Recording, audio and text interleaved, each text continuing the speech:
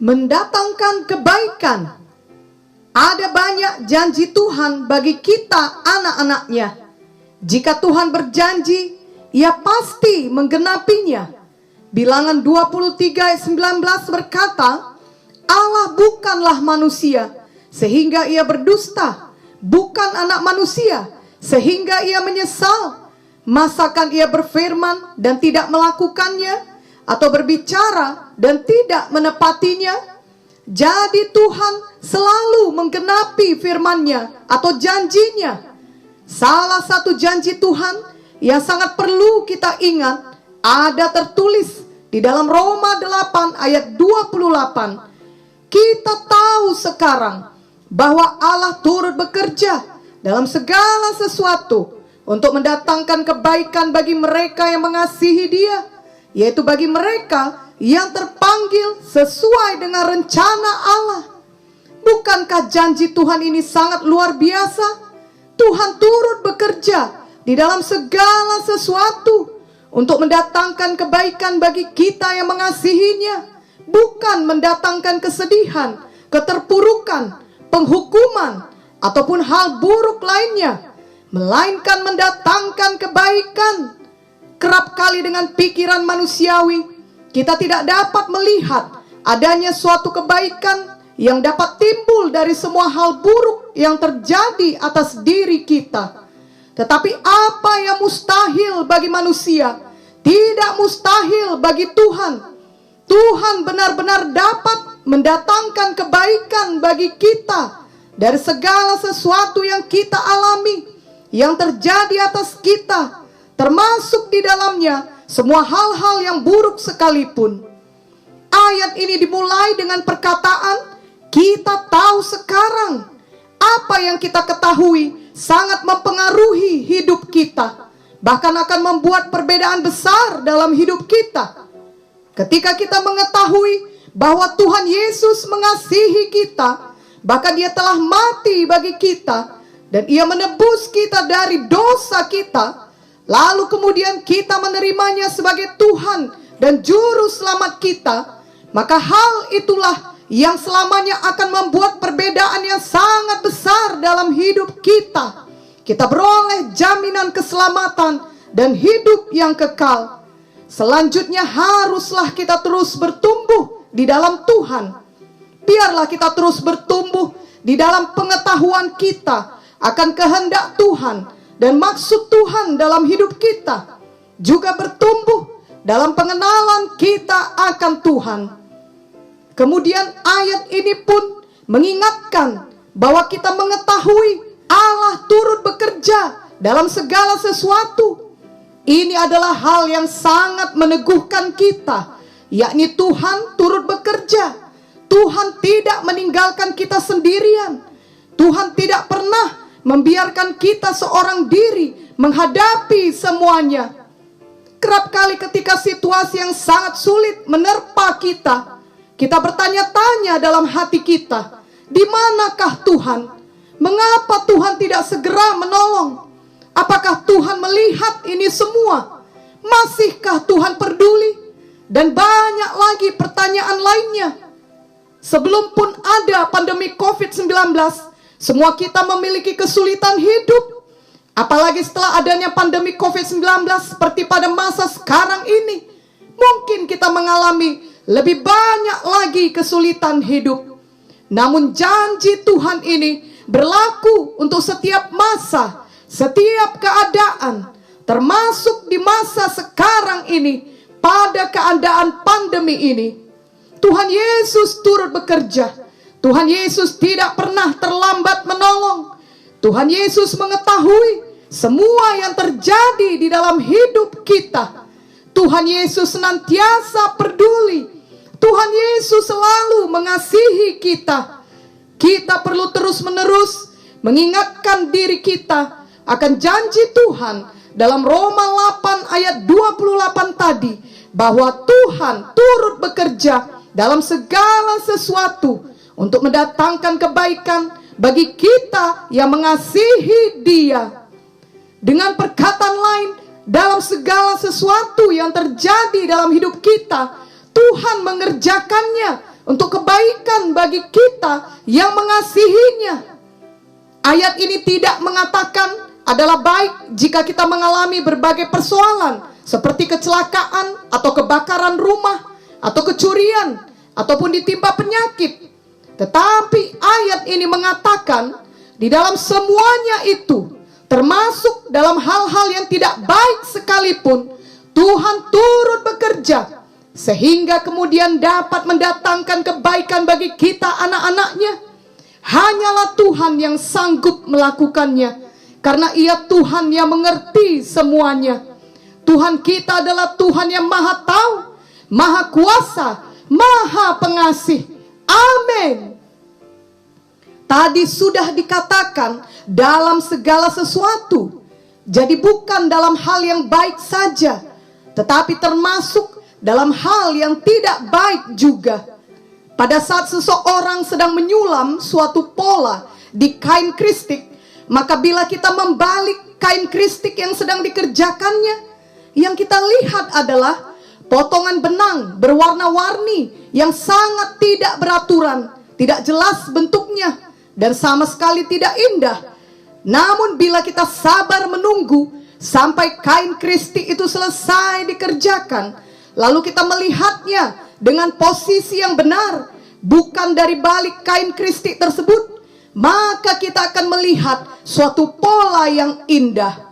Demikian juga semua kejadian di dalam hidup kita, bila dilihat dengan cara pandang kita, yakni dari satu atau beberapa kejadian saja, hal itu sama sekali tidak indah, bahkan mungkin saja sangat menyakitkan. Namun di tangan Tuhan dan pada waktunya Tuhan, semua hal tersebut dapat dikerjakannya menjadi sesuatu yang indah bagi kita. Segala sesuatu di tangan Tuhan dapat mendatangkan kebaikan bagi kita. Tentunya hal ini tidak dapat terjadi dengan sendirinya, tetapi hanya akan terjadi karena Tuhan yang ada dalam kita turut bekerja dalam segala sesuatunya. Dan itulah yang membuat perbedaan. Betapa indahnya memiliki Tuhan Yesus dalam hidup ini. Janji Tuhan dalam Roma 8 ayat 28 adalah hanya bagi mereka yang mengasihi Dia. Jadi kita harus mengingat bahwa janji Tuhan ini tidak berlaku bagi semua orang, melainkan hanya berlaku bagi kita yang mengasihinya, yaitu bagi kita yang terpanggil sesuai dengan rencananya. Maka marilah dengan jujur kita menilik hati kita. Adakah kita sungguh-sungguh mengasihi Tuhan? Bagi kita yang mengasihi Tuhan dengan segenap hati kita, kita dapat mengalami kegenapan janji-janji Tuhan yang luar biasa yang terdapat di dalam firman-Nya. Selanjutnya lagi dikatakan dalam ayat tersebut adalah bagi mereka yang terpanggil sesuai dengan rencana Allah. Sesungguhnya tidak ada yang kebetulan di dalam kehidupan kita. Tuhan selalu mempunyai rencananya bagi kita. Bahkan dalam apa yang kita lihat sebagai bencana, kemunduran, kesakitan, Tuhan tetap pada rencananya. Rencana Tuhan tidak dapat digagalkan oleh apapun. Ayub 42 ayat 2 berkata, "Aku tahu bahwa Engkau sanggup melakukan segala sesuatu, dan tidak ada rencanamu yang gagal." Betapa dahsyatnya hal ini. Tidak ada rencana Tuhan yang gagal. Tuhan turut bekerja dalam segala sesuatu yang terjadi di dalam hidup kita. Dan bila kita percaya serta patuh kepada Tuhan, maka kita akan bertumbuh dalam kedewasaan rohani kita, dalam karakter kita, di mana kita akan menjadi semakin seperti Tuhan Yesus. Sebab dalam ayat berikutnya, yakni dalam Roma 8 ayat 29 dituliskan, sebab semua orang yang dipilihnya dari semula, mereka juga ditentukannya dari semula untuk menjadi serupa dengan gambaran anaknya, supaya ia anaknya itu menjadi yang sulung di antara banyak saudara. Inilah rencana Tuhan Dan inilah kebaikan yang paling utama yang terjadi kepada kita, yakni kita semakin serupa dengan gambaran Tuhan Yesus. Pada waktu kita mendengar perkataan mendatangkan kebaikan, biarlah pikiran kita bukan hanya terbatas pada kesuksesan duniawi saja, seperti bertambahnya materi, kenaikan jabatan, popularitas yang meningkat, melainkan kita mengerti bahwa kebaikan yang terbesar adalah kita semakin bertumbuh menjadi serupa dengan gambaran Tuhan Yesus, di mana kita memiliki karakter Kristus dan kita menggenapi rencana Tuhan di dalam hidup kita. Ingatlah juga Yusuf yang mengalami begitu banyak kesulitan hidup dan penderitaan. Sejak muda, saudara-saudaranya iri hati kepadanya dan hendak membunuh dia. Ia dimasukkan ke dalam sumur. Ia dijual kepada orang asing sebagai budak. Ia menjadi hamba di rumah orang. Setelah situasinya membaik, ia pun kembali mengalami penderitaan. Ia dituduh melakukan kejahatan yang tidak ia lakukan, sehingga akhirnya ia dimasukkan ke dalam penjara. Di dalam penjara pun, setelah ia menolong orang dengan mengartikan mimpi orang tersebut, ia dilupakan oleh orang yang ditolongnya itu. Tetapi kita tahu bahwa akhirnya Yusuf menjadi penguasa di Mesir, dan yang terutama lagi, dialah yang menyelamatkan saudara-saudaranya yang berbuat jahat kepadanya, dan ia juga menyelamatkan ayahnya. Bahkan ia juga menyelamatkan seluruh Mesir dari bahaya kelaparan. Ketika Yusuf sedang mengalami semua penderitaan itu, tentunya dia tidak mengetahui apa yang menanti dia pada keesokan harinya. Juga tentunya dia tak dapat mengerti mengapa hal itu semua terjadi atasnya. Namun Tuhan menyertai Yusuf. Tuhan turut bekerja dalam semuanya itu. Tuhan mempunyai rencana untuk hidup Yusuf. Tuhan mendatangkan kebaikan bagi hidup Yusuf. Semua kesakitan yang dialami Yusuf tidak sia-sia. Semua waktu yang kelihatannya dihabiskan dalam penderitaan besar juga tidak sia-sia. Ketika ia dipisahkan dengan paksa dari ayahnya yang mengasihinya, ketika ia sendirian dalam kegelapan di lubang sumur, ketika ia dijual dan dijadikan budak, ketika ia difitnah, ketika ia dipenjarakan, ketika ia dilupakan, itu semua tidak ada yang sia-sia. Semuanya itu mempersiapkan karakter Yusuf untuk menjadi seorang pemimpin yang baik.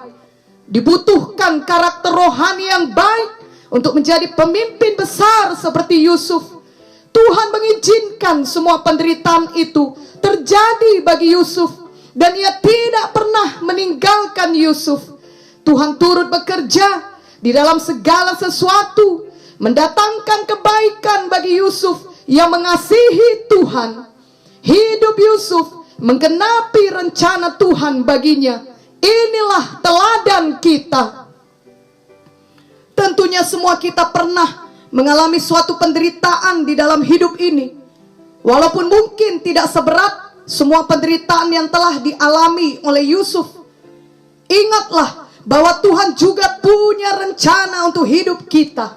Mungkin kita difitnah, mungkin kita ditinggalkan sendirian, mungkin kita dilupakan, atau kita mengalami berbagai kesulitan ekonomi karena pandemi COVID-19.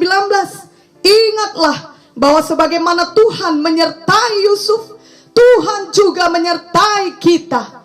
Kita mengingat perkataan Yusuf kepada saudara-saudaranya dalam Kejadian 50 ayat 20. Memang kamu telah mereka-rekakan yang jahat terhadap aku, tetapi Allah telah mereka-rekakannya untuk kebaikan, dengan maksud melakukan seperti yang terjadi sekarang ini, yakni memelihara hidup suatu bangsa yang besar.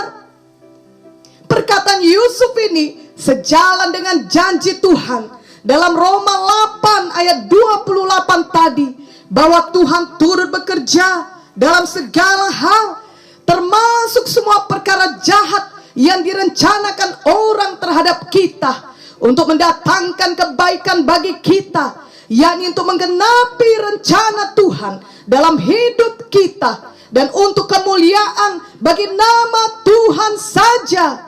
Tuhan kita berkuasa melakukan keajaiban bagi kita. Janganlah kita pernah meragukan kuasa Tuhan dan kasih Tuhan dalam kehidupan kita. Kejadian 41 ayat 51 sampai 52 menuliskan, Yusuf memberi nama Manasye kepada anak sulungnya itu, sebab katanya, Allah telah membuat aku lupa sama sekali kepada kesukaranku dan kepada rumah bapakku. Dan kepada anaknya yang kedua diberinya nama Efraim, sebab katanya, Allah membuat aku mendapat anak dalam negeri kesengsaraanku. Demikianlah yang Tuhan perbuat bagi Yusuf. Tuhan memberkati ia sedemikian rupa, sehingga membuat ia lupa akan semua kesukarannya yang demikian besar. Dan Tuhan membuat ia berbuah di negeri orang asing. Tuhan tidak pernah berubah.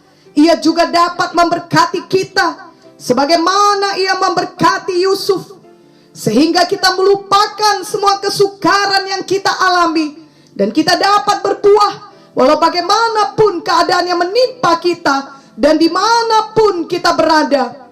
Melupakan kesukaran bukan berarti kita tidak memiliki ingatan apapun mengenai hal itu lagi, tetapi itu berarti bahwa ingatan akan hal itu tidak lagi menyakiti kita, apalagi melumpuhkan kita, melainkan itu menjadi kesaksian dan ucapan syukur betapa tangan Tuhan telah menolong kita dan melepaskan kita dari semua kesukaran tersebut, seperti halnya yang telah dialami oleh Yusuf. Itu sebabnya apapun keadaan kita, marilah kita terus mengasihi Tuhan, karena kita tahu apapun yang terjadi, itu semua akan mendatangkan kebaikan bagi kita yang mengasihinya. Biarlah janji-janji Tuhan lainnya juga dapat digenapi dalam hidup kita yang mengasihinya. Khususnya janji Tuhan bahwa kita akan menerima mahkota kehidupan di masa kekekalan, dan kita juga akan berbahagia di masa sekarang ini walaupun banyak pencobaan yang kita alami. Yakobus 1 ayat 12 berkata, berbahagialah orang yang bertahan dalam pencobaan, sebab apabila ia sudah tahan uji, ia akan menerima mahkota kehidupan yang dijanjikan Allah kepada barang siapa yang mengasihi Dia. Dalam semua hal ini, marilah kita tetap mengasihi Tuhan, yang juga berarti kita tetap percaya dan patuh kepada Tuhan, sehingga segala sesuatu dapat mendatangkan kebaikan bagi kita. Sebaliknya, bila kita terus memilih untuk hidup di dalam dosa, maka tentunya tidak mungkin hal itu mendatangkan kebaikan bagi kita. Bila kita menabur di dalam dosa atau di dalam kehendak daging, maka kita akan menuai kebinasaan. Tidaklah mungkin menabur di dalam kejahatan lalu akan menuai kebaikan. Sebab apa yang kita tabur, itu pula lah yang akan kita tuai. Kita harus hidup kudus, mematuhi firman Tuhan dengan segenap hati kita, dan tidak mau kompromi dengan dosa apapun resikonya. Ingatlah Yusuf yang juga tidak mau kompromi dengan dosa, walau bagaimanapun ia dibujuk oleh istri Potifar setiap hari untuk melakukan kenajisan. Yusuf percaya bahwa kepatuhan kepada Tuhan adalah yang terbaik. Jalan kekudusan adalah jalan terbaik. Yusuf tentu mengerti dan mengetahui akan resiko yang terjadi bila ia menolak keinginan istri majikannya. Namun ia tetap memilih untuk patuh kepada Tuhan. Dalam keadaan dunia sekarang ini, di mana sangat beresiko untuk tetap hidup benar dan kudus. Biarlah kita semua tetap memilih untuk selalu patuh kepada Tuhan. Biarlah kita tetap percaya bahwa berjalan di dalam kekudusan dan kebenaran Tuhan adalah jalan yang terbaik. Sebagaimana Tuhan menggenapi rencananya dalam hidup Yusuf dan mendatangkan kebaikan bagi hidup Yusuf, kiranya demikian juga terjadi di dalam kehidupan kita semua. Kita juga mengerti bahwa ada proses waktu yang harus kita jalani dalam menunggu segala sesuatu dikerjakan Tuhan untuk mendatangkan kebaikan bagi kita. Di dalam semua prosesnya itu, marilah kita tetap berbuah bagi Tuhan, yang berarti kita tetap berbuat baik, tetap menjadi terang dan berkat bagi sekeliling kita.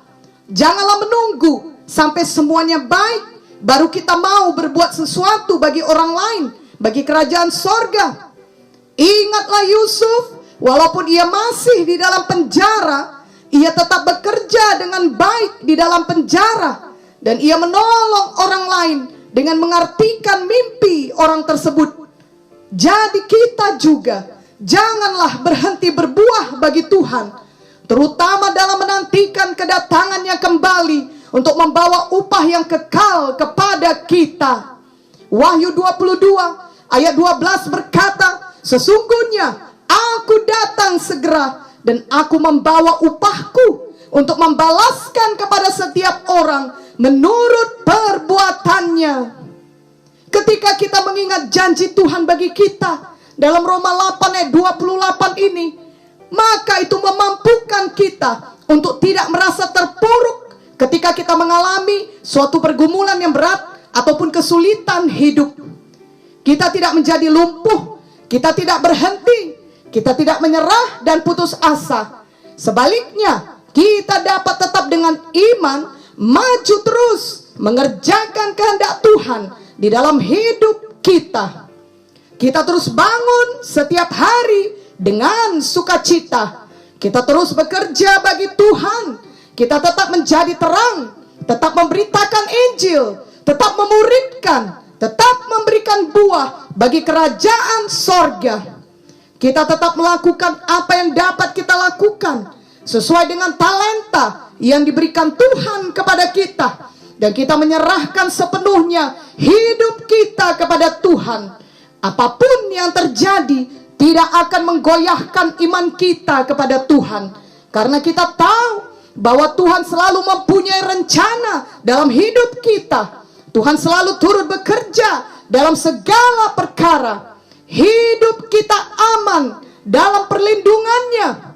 Walau apapun perkataan orang mengenai kita, walau apapun badai yang mengamuk di sekeliling kita, Tuhan Yesus adalah pokok anggur yang benar, dan kitalah ranting-rantingnya yang tetap melekat kepadanya.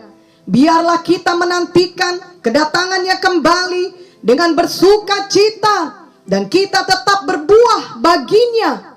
Kiranya janji Tuhan ini benar-benar hidup senantiasa di dalam hati kita, yakni kita tahu sekarang bahwa Allah turut bekerja dalam segala sesuatu untuk mendatangkan kebaikan bagi mereka yang mengasihi Dia, yaitu bagi mereka yang terpanggil sesuai dengan rencana Allah.